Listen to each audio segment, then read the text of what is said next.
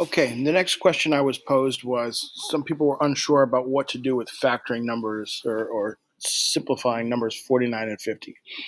So the first thing we talked about yesterday, or was in the notes for yesterday, was what we call direct substitution, which is how do you find a limit algebraically. And the first step we always do is we always try to plug in our limit value and see if we can't get a solution. Looking at this problem immediately, if I plug in negative 4 plus 4 is 0.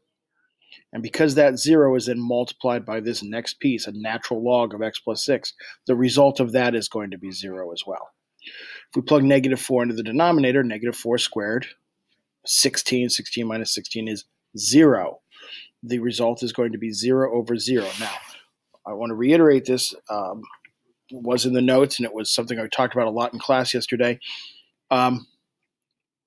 If you get 0 divided by a number, that's a solution. That answer is 0. Your solution is 0. If you get a number divided by 0, that's does not exist. Okay? That's a solution. If you get 0 divided by 0, we call that indeterminate form. That means, very simple, the answer is indeterminate.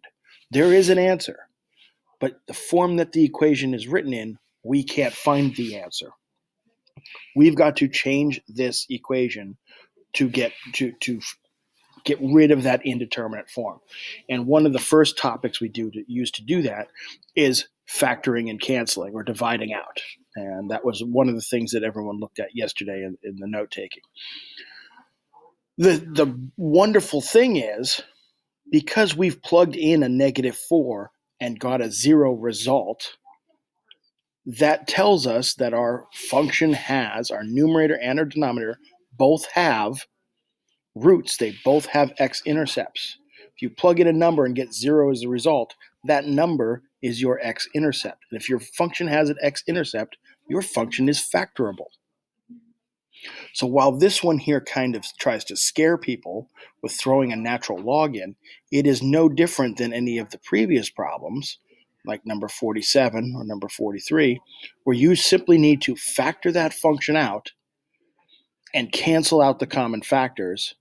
And you know that common factor that has to cancel out has to be this x plus 4, because that x plus 4 is what gave you a 0 in the numerator. So we know that this is a difference of squares in the denominator. This should factor to x plus 4, x minus 4, and then our x plus 4s will cancel out. Once those x plus 4s cancel out, we will no longer get 0 as a result. So let's drop down this and look at this answer here, and you'll see that's exactly what we've done.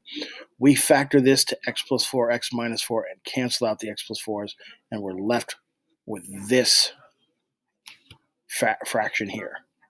Now when we find the limit of this one, it's going to be a goofy decimal, but that's okay. We're going to plug in our negative 4. Negative 4 plus 6 is positive 2. So we're going to have the natural log of 2. In the denominator, we're going to plug in negative 4 minus 4 gives us negative 8. So they have an 8 here, but they've moved the negative up in front.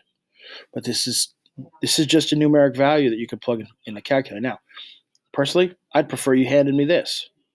This is the most exact answer. This is a rounded decimal. We understand that. So, again, not much different than previous problems. We can go back and look at 47 and what we did on 47. X squared minus 1 is a difference of squares. X plus 1, x minus 1. The x plus 1s cancel out. You're ending up just finding the limit of the x minus 1 that's left over in the numerator. There it is. We plug in there our value, we get negative 2. Same thing on number 49. We factor, we cancel out our x plus 4s, we get a numeric solution. 50 is a little different, and I don't have a drop down to give you the answer 50. Actually, let me rephrase that. 50 is not different at all. Okay? This is still a difference of squares, because you have to remember, when you multiply things together, you add their exponents, so x plus x becomes 2x. This still factors. This factors to e to the x plus 1, e to the x minus 1. our e to the x minus 1s will cancel out. You'll have e to the x plus 1 left over. Plug in 0. Anything to the 0 exponent, of course, is 1. You're going to get 1 plus 1. You should get an answer of 2 for this problem. Okay? So while this doesn't look like difference of squares, because these, again, they try to scare you. They try to scare you with things like natural logs and exponentials. They still work the same way as polynomials. So in problem like this, e to the 2x minus 1, this is still a difference of squares. We'll still factor it as a difference of squares.